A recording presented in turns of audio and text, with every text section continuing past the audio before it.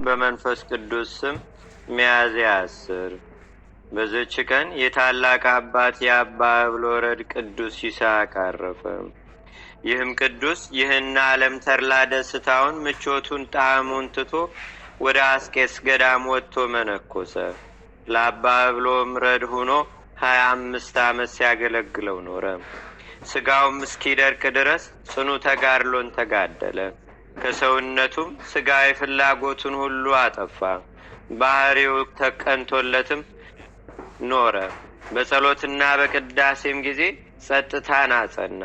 የቁርባን ቅዳሴ ጸሎትም እስኪፈጸም 2 እጆቹ የኋሊት ታስረው ራሱን አዘን ብሎ እያለቀሰ ይቆማል። ከቅዳሴም በሚወጣ ጊዜ በዚያች ዕለት ከሰው ወገን ከማንም ጋር አይገናኝም።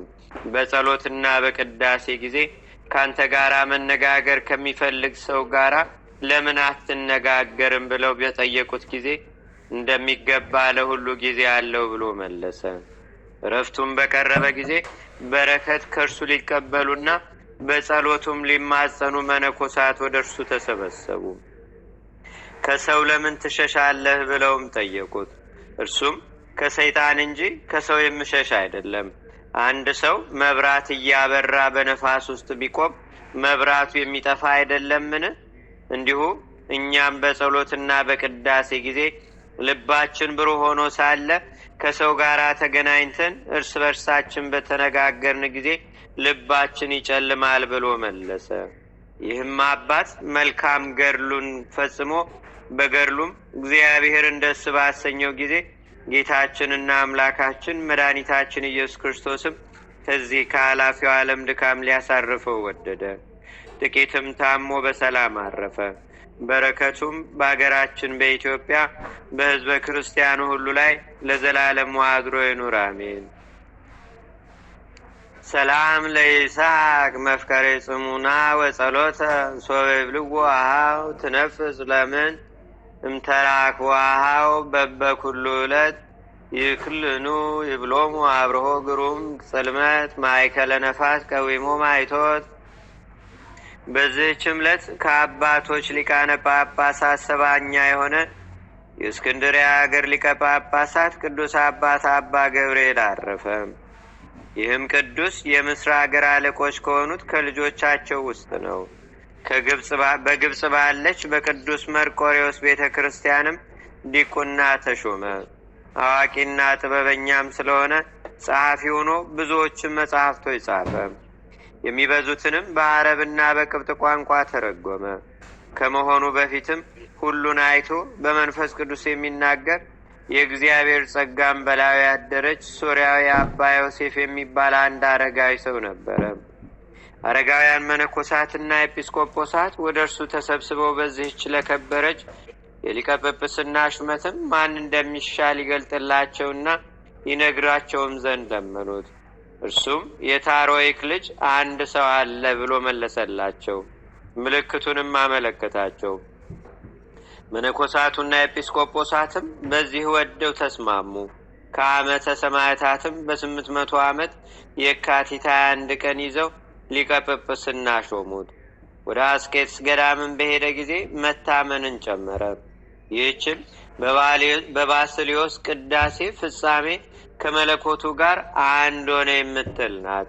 መለኮቱ ከትስብእቱ ተጨመረ ብሎ እንዲህ እንዳያስብ መነኮሳቱ ስለፈሩ እኛስ ልማዳችን እንዲህ አይደለም አሉት።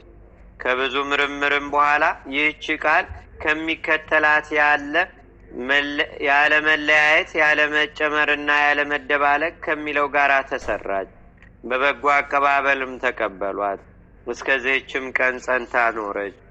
በሹመት ወራትም ብዙዎች በጎ ስራዎች ተሰሩ።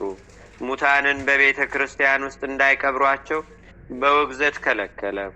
ሁለተኛም ዕቁባቶችን በእነርሱ ዘንድ ያኖሩትን አውጥተው እንዲሰዱ አወገዘ። ይህም አባት ስለ ሙታን ርስትና ስለ ሌሎች ስራዎች የሕግና የሥርዓት መጽሐፍን ደረሰ።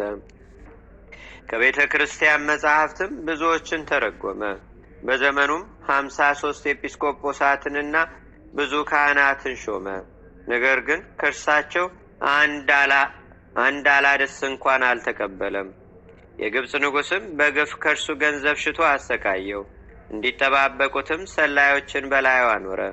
ጸሐፊዎችና ሹሞች ከሕዝቡም ታላላቆች ከሕዝቡም ሆነ ከአብያተ ክርስቲያናት ወይም ከገበሬዎች ምን እንዳልወሰደ ባወቁ ጊዜ ስለዚህ 300 የወርቅ ዲናር ሰብስበው ስለ እርሱ ለንጉሡ ሰጡት። የእረፍቱም ጊዜ ሲቀርብ እግዚአብሔርም ትሩፋቱንና ጽድቁን ለሰው ሊገልጽ ወደደ። ጥቂትም ታመመ። ብዙ ካህናትና መነኮሳትም ወደ እርሱ እንደመጡ በሌሊት ራእይ አየ። እነርሱም ወንጌሎችን፣ መስቀሎችንና ማዕጠንቶችን በእጆቻቸው ይዘዋል። እንዲህም አሉት፣ እኛ ልንጎበኝህ መጣን።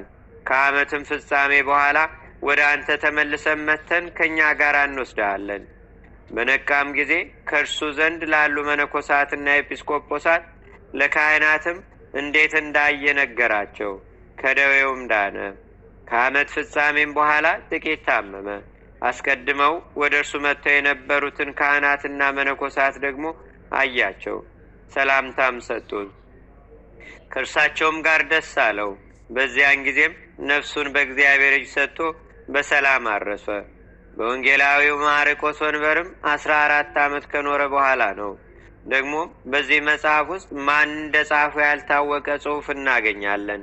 እንዲህም ይላል፣ በዚህ አባት በአባ ገብርኤል ዘመን በቅዱስ አርቤ ዘመነ መንግስት አባ ሚካኤልም ለኢትዮጵያ ጳጳስ ሆኖ በነበረበት ጊዜ የኢትዮጵያ ንጉሥ አርቤ ለኢትዮጵያ ሀገሮች ኤጲስቆጶሳትን ይሾም ዘንድ አባ ሚካኤልን አዘዘው።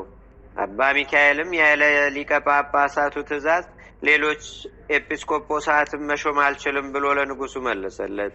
ስለዚህም የኢትዮጵያ ንጉሥ ወደ አባ ገብርኤልና ወደ ግብፅ ንጉሥ እየለመነና እየማለደ ንጉሡ አባ ገብርኤልን እንዲያዝለት፣ አባ ገብርኤልም ለአባ ሚካኤል እንዲፈቅድለትና በተጨማሪ ሌሎች ኤጲስቆጶሳትን አስቀድሞ በሾማቸው ላይ እንዲሾም እንዲህ መልእክትን ላከ። የግብፅ ንጉሥም የኢትዮጵያን ንጉሥ ፈቃዱን ሁሉ ይፈጽምለት ዘንድ አባ ሚካኤልን እንዲፈቅድለት አባ ገብርኤልን አዘዘው። ከዚህ በኋላ መኳንንቱ ወደ ግብፅ ንጉሥ ዘንድ ገብተው እንዲህ አሉት፣ በኢትዮጵያ ሀገር ኤጲስቆጶሳት ቢበዙ ደፍረው ጳጳሳትን ይሾማሉ። ከዚያ በኋላ ከቶ ወደ እኛ አይመጡም። ንጉሡም ይህን በሰማ ጊዜ ይህን አባት አባ ገብርኤልን እንዲህ አዘዘው፣ ከእንግዲህ በኢትዮጵያ ሀገር ኤጲስቆጶሳትን እንዳይሾም ለኢትዮጵያ